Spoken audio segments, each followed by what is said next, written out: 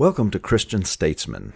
I'm your host, Zach Wagner, and today is episode 126, Surrounded by Multiple Viruses.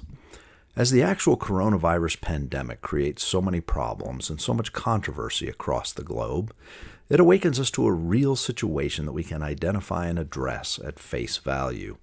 The virus itself may not be the largest threat we encounter, as the medical, social, economic, and political responses to the virus are arguably causing more harm than the virus itself. This brings to mind a bit of a metaphor. While coronavirus is the most obvious example, we are actually surrounded by viruses of many types, and they are infecting every system, belief, and tradition we depend upon. The Evergrande defaults in China are a fine example of an economic virus being injected into the national and global financial system. Evergrande is a large Chinese development firm which, like all such entities in China, is a quasi-private operating arm of the CCP. The fact that much of their business model is a Ponzi scheme that would make Bernie Madoff blush is beside the point. The fact is that the government of China could step in and inject capital into the business and halt its problems in the course of a sunny afternoon. But they do not. This is likely due to the fact that many investors in Evergrande are in the West, and an Evergrande default ravages the Western economy. It is a perfect financial toxin to weaken the competition, and this is one of innumerable examples of current financial malfeasance.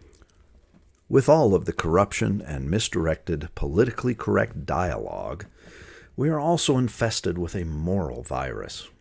We are now witnessing a system where corruption, lies, and deception are accepted as daily operating procedure. The scriptures are very clear on the status of those who love and make a lie. It is not a sustainable model, as lies are being propagated as truth, and as simple basic truth is being suppressed and considered radical, phobic, or conspiracy theory. We must all wonder how long the nonsense continues until those who champion the lies tie themselves into proverbial knots. As we view our political system, it is akin to an old computer that has been infected with a virus from trolling the wrong type of sites online. The parasitic worm has gotten into our programming and is working its way across every program and drive we possess. We sit helplessly wondering if there is any sort of counter-program that could halt or clean this virus. We hear rumors of experts working on a solution, but to date none has presented itself. We wonder if our entire system will be lost and we will be shopping for new hardware and regretting the loss of years' worth of stored data. We witness our own media perpetuating this virus. If we can get any truth out of them at all, it is a focus on micro issues, a deliberate sleight of hand to keep our focus on more immediate pains.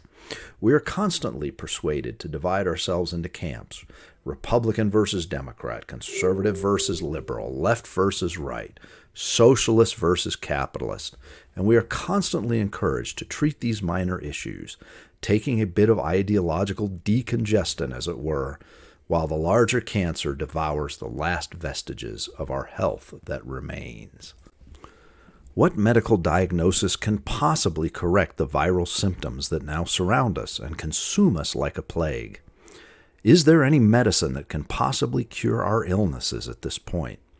Perhaps a military solution is the only panacea at a national political level. But at a personal level, a rededication to God, Christ, and eternal truth becomes the tonic that can heal. A fundamental awakening and understanding of the severity of our situation is critical.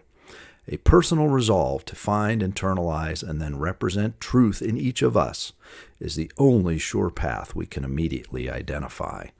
Narrow is the road and straight is the way to navigate through any of life's problems. When those problems reach an integrated, widespread, systemic level, a daily dose of faith is absolutely required to weather the epidemic.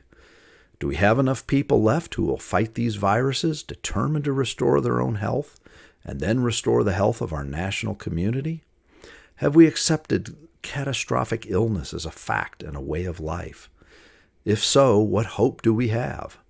To lay down and just submit to a potentially terminal illness is the fatalistic tendency of those with no resolve. And the resolve of every true American is now needed to heal this ailing patient, this suffering body of state. that we may properly diagnose, treat, and cure the many viral intrusions into our faith and freedoms, is our humble prayer and heartfelt wish here at Christian Statesman. We hope you will prayerfully stand by us as we seek to restore some modicum of political, social, economic, and spiritual good health. Thank you for being with us, and as always, have a blessed day.